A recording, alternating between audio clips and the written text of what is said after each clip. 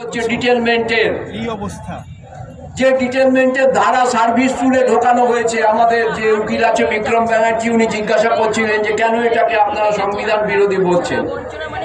আমি বললাম যে পশ্চিমবঙ্গ সরকারের যে সার্ভিস রুল আছে তাতে এমনি ট্রান্সফার করা যায়, ডিটেলমেন্টের কোনো দরকার নেই। ডিটেলমেন্ট ঢুকিয়েছে কেন না সেক্রেটারিয়েটের কর্মচারী যারা অধিকাংশই হচ্ছে পিএসসির আপার র্যাঙ্ক করা, তাদের জব্দ করবার জন্য এই ডিটেলমেন্টের ধারা উনি ঢুকিয়েছেন এবং এই কারণেই এটা সংবিধান বিরোধী।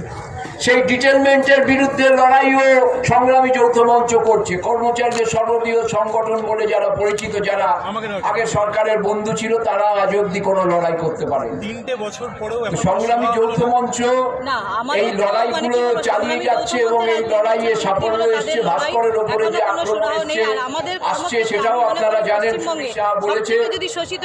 তো আমরা জানি যে আমরা যদি সঠিক জায়গায় থাকি, আমরা যদি চুরি জায়গায় যাই, তাহলে হয়তো আমরা একটু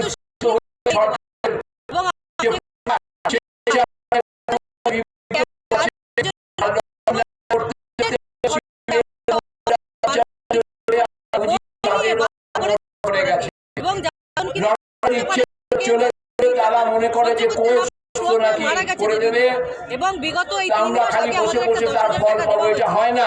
ওই যে বিহারের কর্মচারীদের কথা বলছিলাম, বিহারের কর্মচারীরা যখন এখানে এসেছিল আমাদের আন্দোলনের শুরুতে 23 সালের ফেব্রুয়ারি মাসে, তখন তাদের নেতা বলে গেছিল যে আমাদের ডিএ নিয়ে লড়াই করতে হয় না।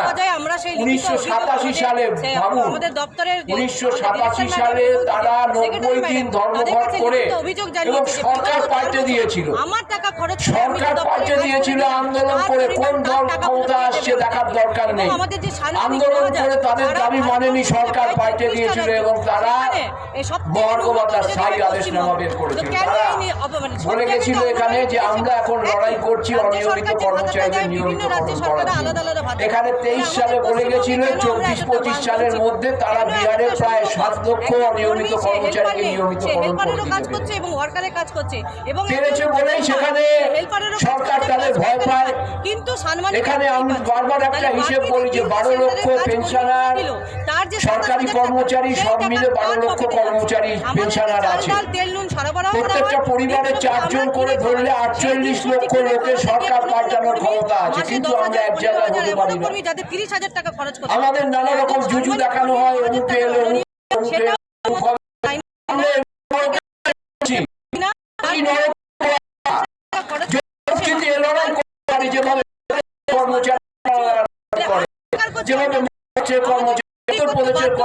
আপনারা জানেন যে সরকার সেখানেও যে বিএমএস আছে তারাও কর্মচারীদের সাথে আন্দোলনে যেতে বাধ্য হয়।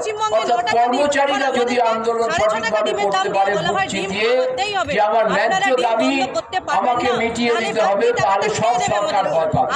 কোন সরকার, কোন রাজনৈতিক দল ক্ষমতায় আছে দেখবার দরকার হয় না কর্মচারীদের। যেভাবে সারা ভারতবর্ষের এই আজকে দেখুন ব্যাংকের কর্মচারীরা আজকেও ধর্মঘট ডেকেছে সারা ভারতবর্ষে, এবং পশ্চিমবঙ্গে ধর্মঘট হচ্ছে 100% ধর্ম হচ্ছে, তারাও তো বাঙালি পশ্চিমবঙ্গের কর্মচারীরা। তারা কি করে করছে?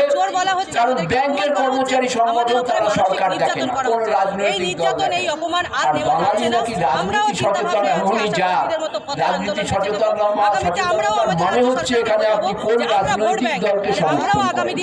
এই যে মিথ্যে কথা, এই যে অবৈজ্ঞানিক মানসিকতা, এটাই আমাদের ধ্বংস করেছে।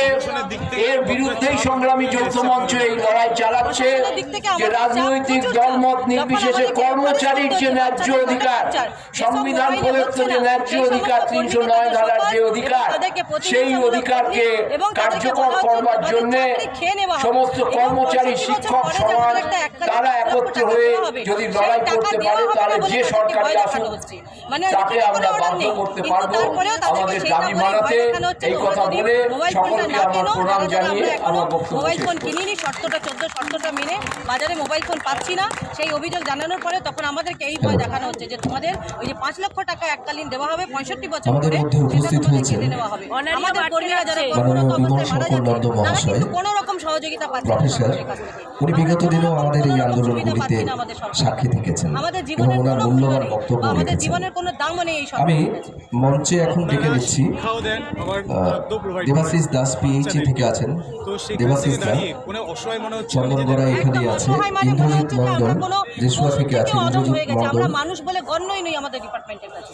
আমি আমাদের এই সংসার দুজনকে আছে, মঞ্চে আমাদের সন্তান ডেকে আছে, আমরা দিচ্ছি। তাদের মুখে চিনতে পারি। আমি নিজে একজন আইসিডিএস ওয়ার্কার হয়ে আমি বিভিন্ন অন্যরকম কাজ করি, কারণ আইসিডিএস এর টাকায় আমার সংসার চলে না, আমার সন্তানের এখন পড়াশোনা হয় না, যার কারণে এরকম প্রায় 70 এই আন্দোলনের একদম প্রথম যারা থেকে আইসিডিএস ছাড়া যিনি অন্য কাজ নেতৃত্ব করে দিয়ে জীবিকা আসছেন, নির্বাহ করে। কারণ আইসিডিএস এর সেই টাকায় দীপল আমাদের বিশ্বাস মানে দীপলদাকে 90% অনুরোধ থেকে করছি 100% টাকা আমি আমাদের তার পরিষেবা মূল্যবান দিতেই খরচ বক্তব্য হয়ে রাখার যায়। জন্য। ডিম সবজি কিনে। যখন দীপলদা। বেতন বৃদ্ধির কথা আপনারা বলেন তখন কি প্রতিশ্রুতি আসে?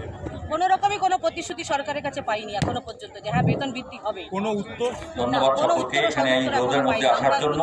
প্রতিনিয়ত এবং সংগ্রামী যৌথ মঞ্চের এত নবান্ন কষ্ট অভিযান করে হোক, যত রকমের অনেক অভিযান দূর করা থেকে যায় সবাই আমরা এসেছেন, সব রকমের সবাইকে অভিযান আমার করেছি এবং প্রণাম। বার্তা দেওয়ার চেষ্টা করেছি।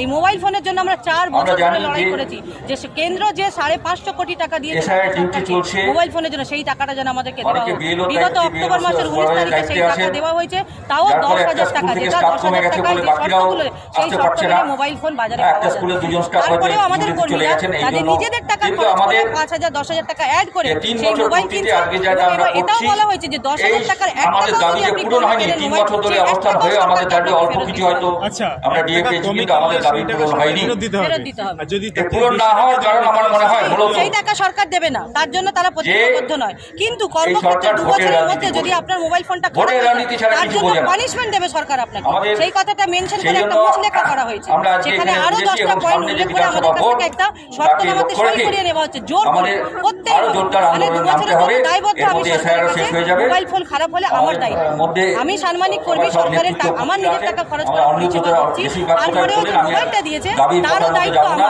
আমার ঘরে সেই দপ্তর, এই শোষণ, এইভাবে আমাদেরকে শোষণ করা হয়। পরিচয় আমাদের কাছে মানসিক মূলত উনি নির্যাতন করা অধ্যাপক। হচ্ছে আমাদের। উনি যদিও আমাদের একটি রাজনৈতিক দলের কনভেনার, ভাই আমি